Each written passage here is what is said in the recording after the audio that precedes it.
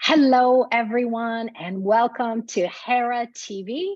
My name is Laleh Hancock. I'm one of the Hera advisors, and today I have the great pleasure of speaking with Beth Lauren from New York. Hey, Beth, how are you? I'm great. How are you? I'm doing really good. So Beth and I are on opposite sides of the world. She's in New York, I'm in Dubai. And we wanted to come together today because I really wanted you guys out there to know more about what Beth is doing. What I love about our conversation is that finding the synergies that her and I actually have. Her mission has been wellness and collaboration of how do we bring people together to really not just improve, but bring light to wellness, and wellness not just being one aspect of just what are you eating, which is so important, but so many other parts of our lives. And then also when you bring into the collaboration, bringing together a conference. So she called it the Well Tech World Summit, which is something I'd love to know more about that she is hosting. Do you want to talk a little bit more about like what inspired you for this conference? Because what was missing when you were seeking to do something different? Yeah, thank you. Well, I studied Ayurveda and I was starting to really see clients and counsel them on diet and lifestyle. I was also kind of develop my own line of products, mostly food products, and collaborating with a distributor in India to white label their products and put them under my own brand. And that was just starting to take off when COVID happened. And all of a sudden, we were all in our bubbles of isolation. And as someone who would see clients both virtually and also in person, I started to think about all the people and all the different modalities who do hands-on body work and breath work, and people who, get together. And you probably have experience like when you meditate or do yoga together, there's such collective, amazing energy. And all of that went away. And I started to look at all this new technology that was coming out and how we as practitioners would have to pivot to adopting a lot of it to do what we needed to do for our clients. And I thought, well, there's these very techie kind of like tech building conferences that are amazing that are happening all the time, and they can very easily pivot to virtual. But there aren't events that bring together really practitioners and people building the tech and for good collaboration so they understand like the end user experience, and also just to have those great conversations about like the broader sense, what is wellness? And to me also, like you, I have a broader definition of it. I mean, that has to be mental health and financial health, and really looking at how we're building the tech so that it serves all populations and all people, that it's accessible, it's affordable, it takes into consideration that people have different cultural needs, different language barriers. And I thought, wouldn't it be great if we all got together and talked about that? And the more I put that idea out to people who I've been really moved by in terms of the work that they were doing, they were really responsive. It was going to be in person, but because of COVID and other considerations, because it's still going on, people, we decided to do it virtually this year, and it's in March 20th through the 21st, and it's 2 full days, and we're starting every day with yoga and meditation. And then we're going right into incredible panels, everything from discussing how an ancient modality like Ayurveda, can be useful in the modern world. And I practice it every day, up to AI and mental health challenges for kids and adults. And we're talking about, well-being at work and actually how we have healthy relationships with our tech and disconnect from it. So it's 2 amazing full days with 52 speakers. It's incredibly women-centric. I think something like 70% of our speakers are women, and something like 54% of our speakers are BIPOC. So we've really tried to represent the world, since we have world in our title. Yeah, that's fantastic. That's fantastic. Well, what I love about, a lot of us out there is that no matter what occurred a couple of years ago, no matter what's still going on, it's opening a lot of doors to creativity. Like you said, especially people who were hands-on, whether it was massage or other techniques where you require a physical body, which I'm still saying that is like one of the best ways, okay? But really starting to look at it from a different angle of like, how can we still be able to provide some resources to people so that they don't feel they're isolated, they don't feel they're alone, and really be able to receive tools and pragmatic tools to really help them even deal with the situations that they were having in their households. Most families weren't used to spending so much time together. Sure. I mean, that itself for mental health purposes, the dog, the kids, the mom, the dad working in the same house was just never designed that way.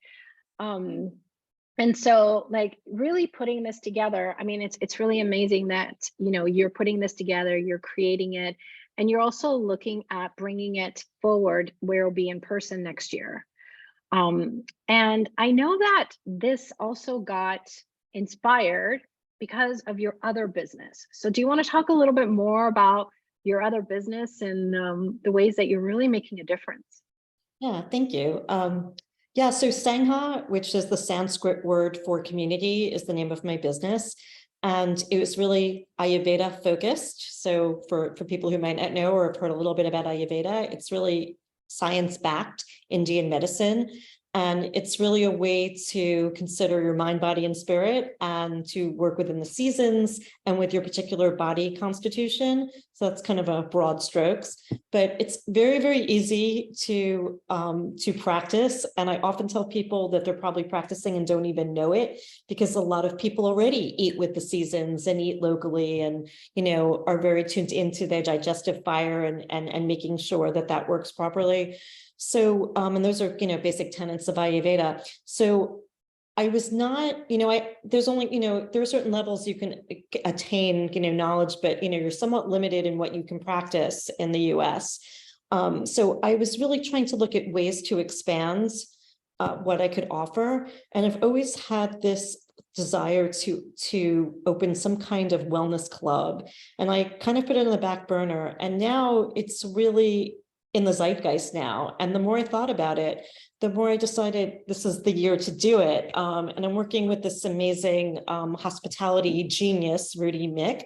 And he loved my concept, which is a members club, which it's not an Ayurveda club, but Ayurveda is at the core of our principles. And we're developing incredible recipes and foods that you could take away. And so we'll learn how to about proper food combining, but it'll also be a place where people can to meet in the library, meet in a cafe. There's co-working, there's space for yoga and meditation, and we will have treatment rooms with different Ayurvedic massage and other practices. So we're hoping to open in 2024. We're just starting to really, I've started to look at property, and we are looking at it being scalable and something that we can open in various locations, but we're going to start in New York State because that's where I live.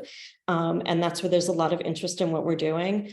And it's going to be for members, but also you can either enjoy the members perks or you can come in off the street and enjoy. And I'm really, really excited about it. And I think there's a lot of unique offerings in what we're putting forward that'll be slightly different than other wellness clubs.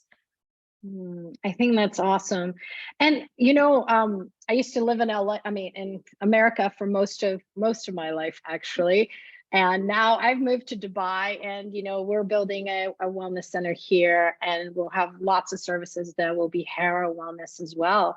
And so it's funny, like I look at wellness, and it's been something that has been really part of my life since I was a little kid, and I remember giving tools, sharing things with people, and wellness was never a priority for people. You know what I mean? It was like everything came first, and then that was kind of like, if I have time today, but how much all of us are realizing the importance of wellness, not just the wellness, in one aspect of your life, but like truly like having that wellness, that well-being, whether it's at work, whether it's at home, whether it's, with your finances, how much that really creates a different world, a different society. So I'm personally really excited about the amount of attention wellness is getting, especially in the last few years. I think it woke up a lot of people to explore wellness from another place, and also looking at not just letting the government or medical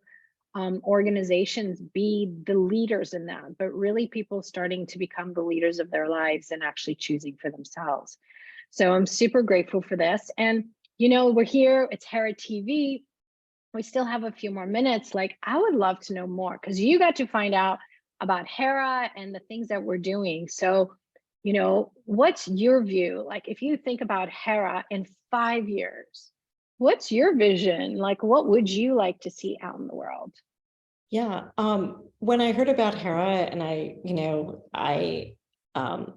heard about everything it was doing, it really spoke to the ethos of like what I've been trying to do, both with the conference and with the wellness center. And what I would love to see is more collaboration and more listening, people actually listening to different points of view, and not, because we have been so polarized, excuse me, for so many reasons we know and we don't need to get into in this country and in other countries. And I would love people to have a little bit more gentleness and tolerance towards different ideas, or maybe ideas that are new to them, and kind of take it in. Because, I've had people say to me, like, Ayurveda seems like so difficult or so weird. And I'm like, it's not at all. And you can take it a step at a time.